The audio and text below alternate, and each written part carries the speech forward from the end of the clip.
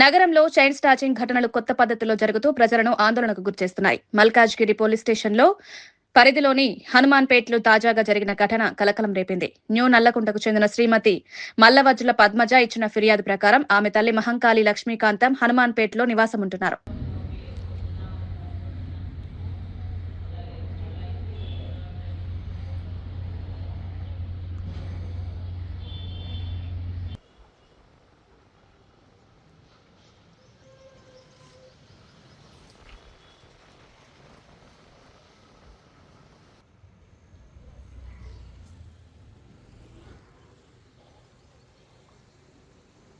నిన్న పొద్దున మధ్యాహ్నం 12 దాటిన తర్వాత 1:00లోగా ముగ్గురు వచ్చారు.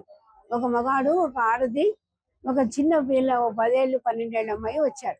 వచ్చి నా దగ్గరికి వచ్చి, అమ్మ మీతో పని ఉందట, ఎవరో చెప్పారు, మీకు పని కావాలంటే మేము చేస్తాము అన్నారు.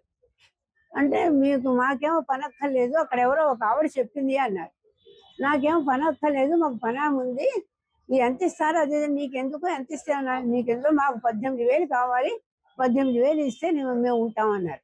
నాకు పని వాళ్ళు ఉన్నారు, మా అబ్బాయి వస్తాడు రాత్రి వేళ, నాకేం పర్వాలేదు, నాకు ఎవ్వరూ అక్కర్లేదు, వెళ్ళిపోండి అన్నాను. 2 సార్లు చెప్పాను. కాదు, ఎంత ఇస్తే అంత ఇవ్వండి, మేము మీ దగ్గర ఉంటామని మళ్ళీ అలాగండి.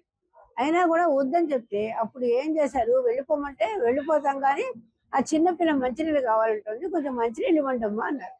అంటే నేను హాల్లో కూర్చున్న దాన్ని ఏంటి, వాళ్ళు హాల్లో ఉన్నారు, పిల్ల బయట ఉంది, గేటు బయట పిల్ల ఉంది, వీళ్ళిద్దరు లోపల ఉన్నారు. నేను అన్నా అసలు మంచినీళ్ళు ఇస్తాను ఉండండి అని అనేసరికి వాళ్ళు ఏం చేశారు, నేను ఫ్రిడ్జ్ దగ్గర వంటింట్లో ఫ్రిడ్జ్ ఉంది, అక్కడికి వెళ్ళాను. అక్కడికి వెళ్ళి మంచినీళ్ళు సీసా తీద్దాం అనుకుంటున్నాను.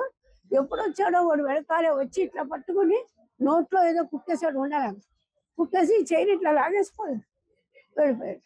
బయట గొళ్ళెం పెట్టేశాడు. నేను బయటకు వచ్చి అడుగుదామంటే నాకు నోరు రావడం లేదు, అని వస్తున్నా కానీ నోట్లోంచి మాట్లాడటం లేదు, ఉక్కిరి అవుతాను. అట్లా అయింది ఆయన. మరి పిల్ల కూడా ఉండాలి, 10-12 ఏళ్ళ పిల్ల.